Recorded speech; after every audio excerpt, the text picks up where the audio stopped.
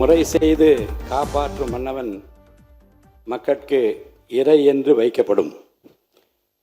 நீதிமுறை செய்து குடிமக்களை காப்பாற்றும் மன்னவன் மக்களுக்கு தலைவன் என்று தனியே கருதி மதிக்கப்படுவான்.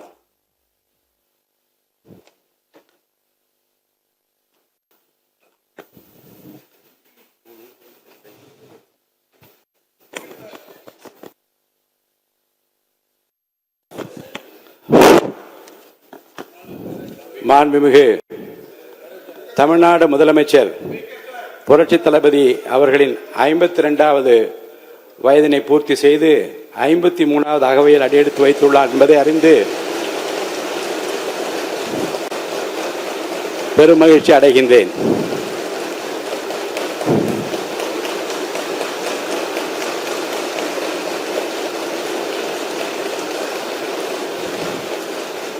தமிழக அரசியலின் மறுமலர்ச்சி நாயகராக, சொல் வீரர்களுக்கு மத்தியில் செயல் வீரராக, திரைத்துறை மற்றும் அரசியல் துறை என இரண்டிலும் மக்களின் நம்பிக்கை நட்சத்திரமாக, நிமிர்ந்த நன்னடை, நேர்கொண்ட பார்வையுடன் ஆட்சி புரிபவராக, நிலத்தில் யாருக்கும் அஞ்சாத நெறிகள் உடையவராக, தூய்மையான ஆட்சிக்கு சொந்தக்காரராக என்றும் விளங்கிக் கொண்டிருக்கும் மாண்புமிகு முதலமைச்சர் புரட்சி தளபதி அவர்கள் பல்லாண்டு வாழ்ந்து பல பல சாதனைகள் படைக்க வேண்டும் என்று நான் மனதார வாழ்த்துகிறேன்.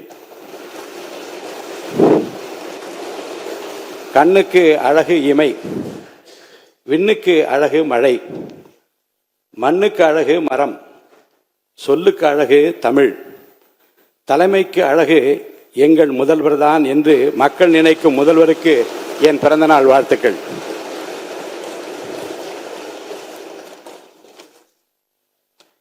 திரைத்துறையின் உச்சத்தில் இருந்தபோது தன்னை ஆராதித்த கோடிக்கணக்கான தம்பிகளுக்காக, தமிழக மக்களுக்காக அத்தனை புகழையும் வசதிகளையும் உதறி தள்ளிவிட்டு மக்கள் சேவைக்காக தன்னை முழுமையாக அர்ப்பணித்துக் கொண்டவர் நமது முதலமைச்சர்.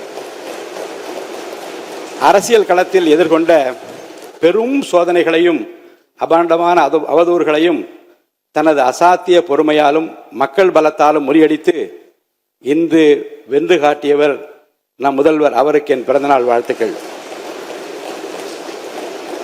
பிறருடைய அனுபவங்களை மதித்து கற்றுக்கொள்வதில் நம் முதலமைச்சர் மிகுந்த வல்லவர்.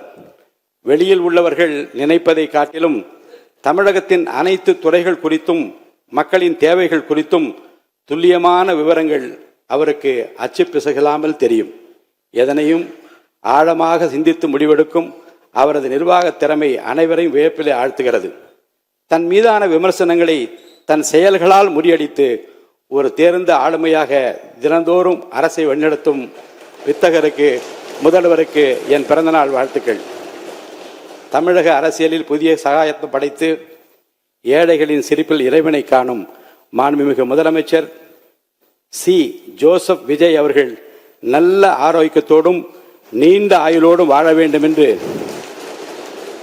நம் தமிழகத்தை இந்தியாவின் முதன்மை மாநிலமாக மாற்ற அவர் தொடர்ந்து வழிநடத்த வேண்டும் என்று இறைவனை பிரார்த்தித்து எனது நெஞ்சார்ந்த பிறந்தநாள் வாழ்த்துக்களையும் உங்கள் அனைவர் சார்பிலும் பிறந்தநாள் வாழ்த்துக்களையும் நான் அன்புடன் தெரிவித்துக் கொள்கிறேன்.